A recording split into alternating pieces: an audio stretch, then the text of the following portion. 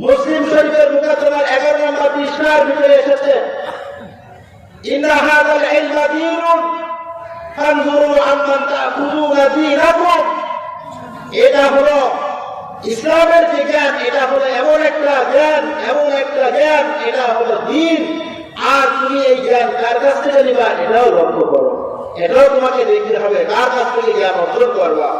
সেই ব্যক্তি থেকে জ্ঞান অর্জন করা যাবে না। যেমন ইমাম বুখারী রাহমাতুল্লাহ আলাইহি হাদিসের জ্ঞান অর্জন করার জন্য উনি দীর্ঘ পথ পাড়ি দিতেন। কখনো 5 দিন, 3 দিন, 7 দিন এমন পথ পাড়ি দিয়ে উস্তাদের কাছে, বড় বড় মুহাদ্দিসদের কাছে যে জ্ঞান অর্জন করতেন হাদিসের।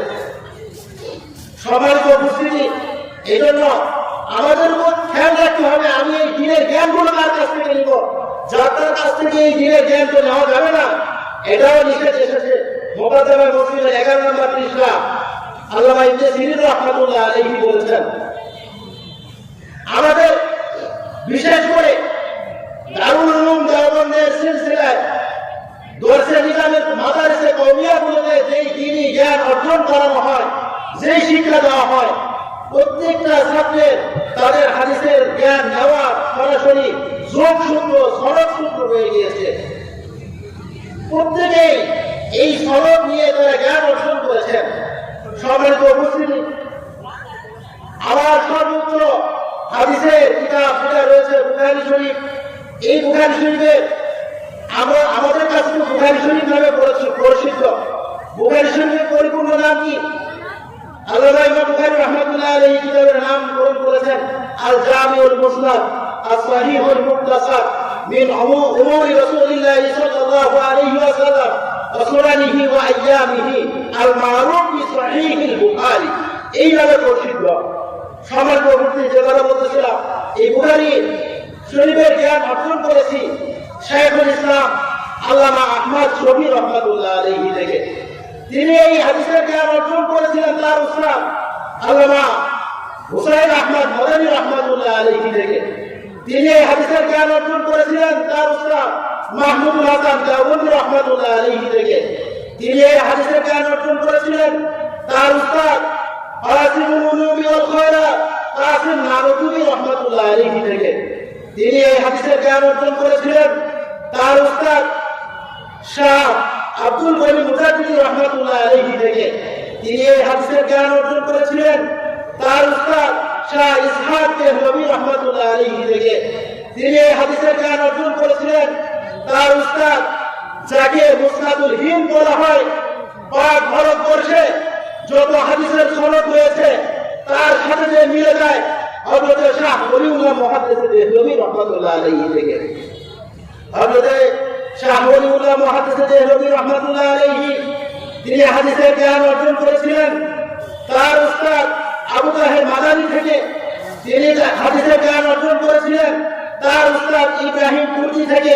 তিনি এই হাদিসের জ্ঞান অর্জন করেছিলেন তার উস্তাদ আহমদ আল কসাশি থেকে। তিনি এই হাদিসের জ্ঞান অর্জন করেছিলেন তার উস্তাদ আহমদ আল শারবি থেকে। তিনি এই হাদিসের জ্ঞান অর্জন করেছিলেন তার উস্তাদ মুহাম্মদ আল গমরি থেকে। তিনি এই হাদিসের জ্ঞান অর্জন করেছিলেন তার উস্তাদ জয়নুদ্দিন জাকারিয়া আল আনসারী থেকে। তিনি এই হাদিসের জ্ঞান অর্জন করেছিলেন তার উস্তাদ ইবনে হাজার আসকালানী রাহমাতুল্লাহ আলাইহি থেকে। তিনি এই হাদিসের জ্ঞান অর্জন করেছিলেন তার উস্তাদ ইব্রাহিম আত-তানুখী থেকে। তিনি এই হাদিসের জ্ঞান অর্জন করেছিলেন তার উস্তাদ আবুল আব্বাস হাজ্জাজ থেকে। তিনি এই হাদিসের জ্ঞান অর্জন করেছিলেন তার উস্তাদ আবু আলী আজ-জুবাইরি থেকে। তিনি এই হাদিসের জ্ঞান অর্জন করেছিলেন তার উস্তাদ আবুল হাসান আদ-দাউদি থেকে। তিনি এই হাদিসের জ্ঞান অর্জন করেছিলেন তার উস্তাদ আবু মুহাম্মদ আস-সারসি থেকে।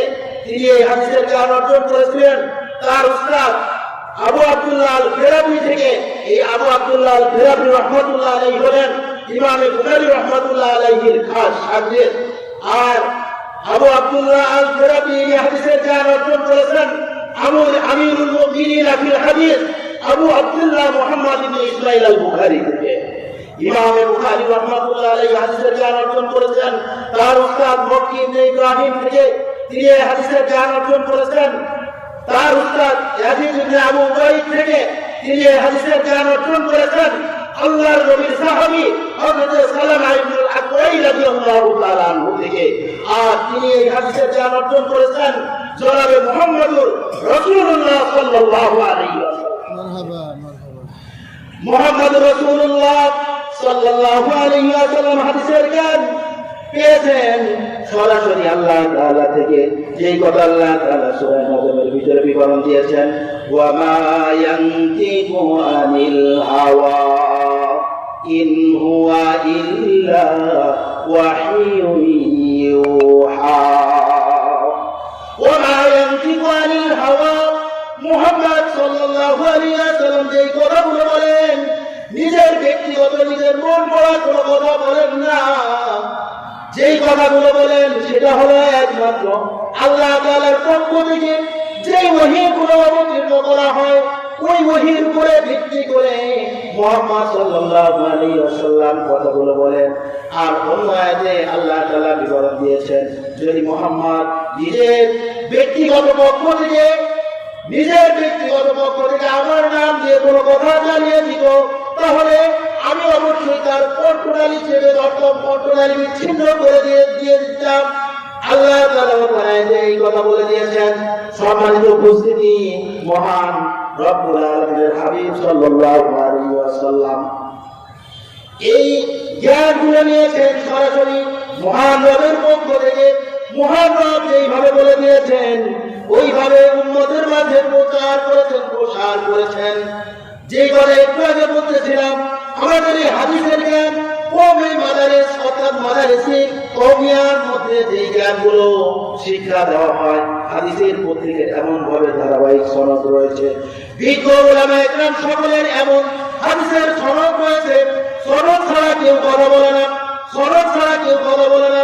যে কথা বলতেছিলাম ইবনে সিরিন রাহমাতুল্লাহ আলাইহি বলেছেন, এটা হলো দ্বীন। এই দ্বীন কার কাছ থেকে নেওয়া হচ্ছে এটাও খেয়াল করতে হবে। আল্লামা ইবনে মুবারক রাহমাতুল্লাহ আলাইহি বলেছেন, আল ইসনাদু মিনাদ দ্বীন, সনদ হলো দ্বীনের একটা অংশ। যদি সনদ না থাকতো, ইসলামের ভিতরে সনদ যদি না থাকতো, লাকালা মানশা মাশা, তাহলে ব্যক্তি যা ইচ্ছা নিজের মন গড়া এমন বলতে পারতো। কিন্তু মন গড়া বললে সনদ ছাড়া তার এই কথা একটা গ্রহণ করা হবে না। সম্মানিত উপস্থিতি, একটু আগে যে কথা বলতেছিলাম, নিজের ব্যক্তিগত মত নিজে কিছু বাংলা পড়ে বা মোবাইল চেপে এমন ভাবে ফতোয়া দেওয়া যাবে না। এই ফতোয়া দেওয়ার জন্য উস্তাদ প্রয়োজন। গভীর জ্ঞান দিনের জ্ঞান অর্জন করা পর্যন্ত যদি না করি, তাহলে আপনাকে আমাকে কাল কিয়ামতের ময়দানে অবশ্যই মহান রবের কাছে আপনাকে আমাকে কঠিন জবাবদিহি করতে হবে। এমনকি যারা বড় বড় মুহাদ্দিস ছিলেন, এরাও সকলেই ফতোয়া দিতে পারতেন না, সকলের ফতোয়া দেওয়ার অধিকার ছিল না, সকলেই কোরআন এবং হাদিস থেকে মাসআলা উদ্ঘাটন করতে পারত না।